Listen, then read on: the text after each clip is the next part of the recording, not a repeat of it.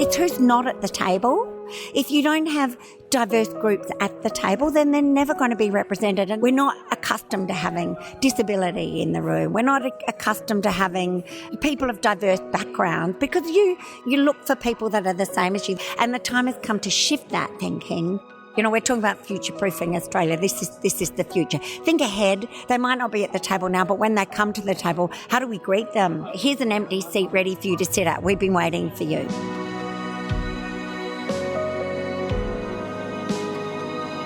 Welcome to episode 145 of Be The Drop, a weekly interview podcast sharing stories from people who inspire and motivate others to help you learn how to tell your story. I'm Amelia Veal, Director at Narrative Marketing and firm believer in the superpower of storytelling. Increasing evidence demonstrates that diversity in the workplace leads to better innovation and improved financial performance.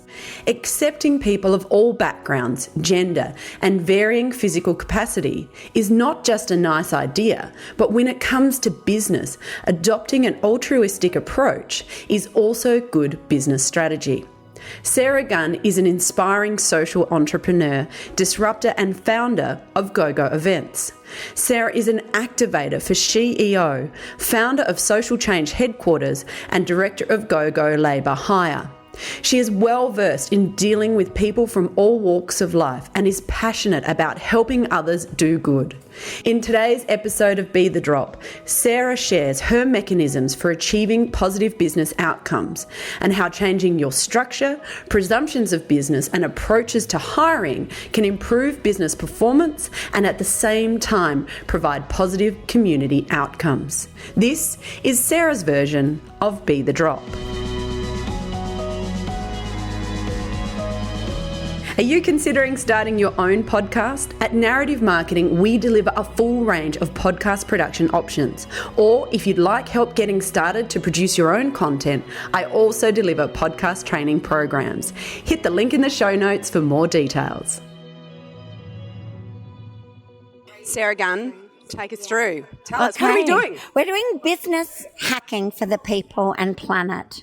It's an idea that you can sit down in an hour and go back to business the next day and immediately change the future for the interaction of your business in society to positively impact the planet and people. And it's really simple, easy tricks, and I'd love to share them with you.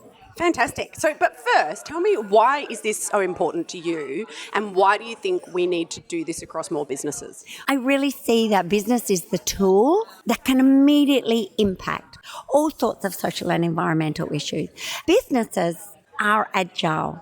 You have a CEO at the top of a business. They can make changes immediately. They can also be a mechanism to hear the voices of young people and old people and disadvantaged or disabled people. They have an ability to make decisions that can immediately make changes. And I feel that there are certain norms that to not adhere to is now unacceptable in business. And the next phase, in my opinion, and I think the trends that are emerging, is that the social impact of business. It's no longer good enough to not do harm. You have to do good. And there are some really easy ways to do it. And so you've got some tools and some exercises that people can do in an hour to help them get on this page. So maybe just run through some of them. It's tricky because this is audio, so it has to just translate across to that. That's okay. Just sort of explain some of those to us. So I'm going to break it down into groups to shine a light on really simple mechanisms of change. We will start with women from the board level, senior management, how you bring people in, what's your HR mechanisms, how do you talk internally, what does an internal business talk discussion look like, how do you present your business outwardly to the rest of the business community and to society, what does your workplace look like, how flexible is your workplace, how do you support women moving into and out of having babies and coming back into the workforce. Why do you think that is such an important aspect of social activation for change? There is data flooding and flowing around the world that says if you have equal representation of men and women in business, you not only do you do better business, you are more successful in business. The dollars talk. It's an economic decision, if nothing else. People behave better in meetings. You get more conscious outcomes. Some people might switch off at this point because, women, So let me just a few touch points. It's who's not at the table.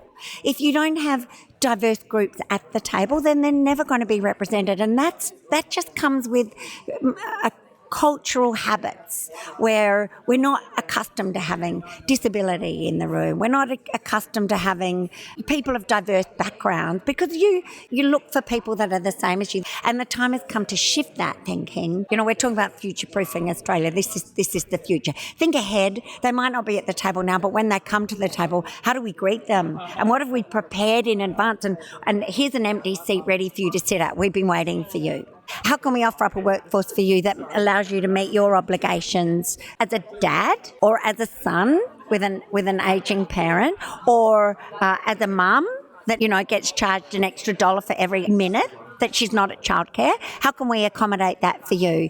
There's this fabulous mechanism called the panel pledge. And the panel pledge was started by the chiefs of gender equity. I say that in inverted commas, but it was the heads of industry who were all male around Australia a couple of years ago, and they made a commitment to only speak on a panel if there were equal numbers of men and women. Now, this is a muscle you kind of have to flex. What it means is if you're asked to be on a panel, you say, I would love to be on a panel. Are there equal men and women on the panel? And if there aren't, then I say, perhaps I can help introduce you to another woman that has this area of expertise and that will add to the benefits of the listeners. Okay, fantastic. There's a lot of takeaways there.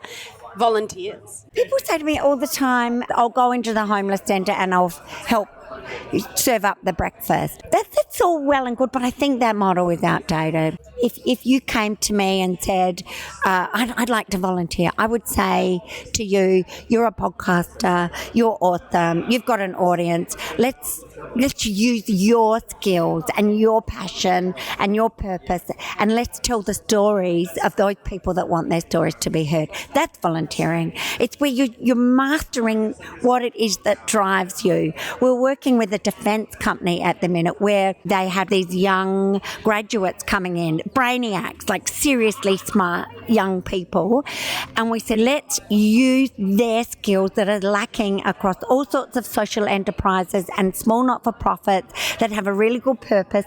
Come in on a Monday morning, give us your top graduates, bring in your tech, whatever your tech equipment is, or your computers, and then we invite 20 small not-for-profit, small social enterprises that had techie issues. And what happened in those moments is we made significant progress on the techie issues that people were having. The graduates felt really supported and valued and had something to give back. The CSR money that these companies have got, they don't know how to use, paid for morning tea, it paid for the techies to come, and also what we allowed them to do was each of those graduates to offer up some money to these small organisations to then impact them in some positive way. And of course what was born out of that is these beautiful relationships that are ongoing. So it's kind of saying, what could we hack? And this is a business hackathon. What could we hack that would change the future for everyone by joining dots and bringing together business practices that have not in the past been linked up? I love that. And, it's when you're explaining it, it seems so intuitive. But do you know how many of us, myself included, I'm like, I need to go and volunteer and do something that's within the volunteer model that's already created for me. But of course, I can bring a different value set. And that's the diversity of the value set. I don't know anyone that can podcast. I know, there might, your head might be buzzing now. It is for me going, we could use all your skills, really. Yeah, and it is good. And I think because people often do sort of go, I want to be able to help, but I don't know how. Okay, what's our next section? What are we going to look at? We've talked about CSR. So what can the young people tell us? The millennials are aligned with purpose. The young people I know, that we know, including my children, it's no longer acceptable for businesses just to make money. They don't want to work for businesses that just make money. They need an inner fulfillment that can assist them on their journey through life and their growing of knowledge and learning that is going to feed them internally, give them the nourishment that they need that then can give back. And one of the things that we do with this, we've got a young woman on our board. Now, she's 18. I'm learning as we go. We've got a not-for-profit GOGO Foundation, and I'm learning as we go about that. But, I thought, let's start here as we intend to finish. We need a pipeline so that when we're ready to move over, there are people in the pipeline. And youth, we have so much to learn from youth. I was telling the story yesterday about I went home one day after I'd watched Will, Egg Boy, smash their egg on Fraser Anning's head, and then there was a document that went around on social media to exclude Fraser Anning from the Parliament. And I went home thinking, I'm going to tell the kids that I've signed this document. And I opened my mouth and started to talk about it. And my son said, he's 14, he said, yeah, I signed that. And my daughter said, I signed that. I'm like, how did you find that? And they said, it was on Snapchat, Mum. Really? And I'm on Snapchat, so we've got to be where the kids are and we've got to bring them into the systems because they're already there. Yeah, well, and, as you said, we're here at Space and Egg Boy, Will is here. He is here. And there is younger people here as well as older people. There's a quite diverse group of people here. But, hearing Will's contribution, and it is a different perspective, but it's all part of the same perspective. Yes. We've talked sort of about the lowest hanging fruit, I think. Then the next step, obviously, is cultural diversity, religious diversity, ability diversity. I honestly think women is a done deal. I can't believe we're still talking about these things. Ageism. I heard this fabulous model of a business in Adelaide that as people get older, they recognise older people, 70, they've got something to give back. They've got a wisdom and a knowledge and a desire to share. That's what happens as you get older. But they don't want to be at work at 8 o'clock in the morning and there till 6. They might want to come in at 10 after they've had a couple of holes of golf or whatever and share. So what they do is they utilise those skills in a scaling down manner over a period of years until they're ready to retire out of the workforce, but they don't lose the history. And then the idea is they match them up with young people coming into the business. How awesome is that? It's just bringing awareness to what people's individual needs are. And, you hear these dreadful stories of older people feeling like they're never going to get a job. And if they lose their job, they're never going to get back in. And that's a sad reality. I think it's a long journey, but there are things you can do going back to work on Monday that you can start with. Really easy. Oh, fantastic. Well, thank you so much for sharing those tips with us. On your journey and building this and sharing this knowledge, how have you found, what's been the best way for you to communicate and spread these messages? I think I'm just at the beginning of that journey, to be honest. I've run a social enterprise for 7 years now. We've had some great impact. All my employees are people who are experiencing or have a lived experience of homelessness. To bring them into my business, one of our cornerstone policies that they are paid for their time, in addition to valuing their input and trusting that they are capable of giving and doing great things. How do we bring homeless people into the workforce, give them positive life experiences where they're earning money, where they're earning superannuation and where their lives can be positively impacted by business? So we've created over 800 jobs at festivals and events, all of whom we access through other social enterprise or homeless centres around Adelaide. We've had some great university research that backs up what we do and that it allows people's lives to change and also impacts on the experience of the events and festivals of our clients and their event guests. That's all there. How do we share it it's a really good question. Maybe it's this podcast.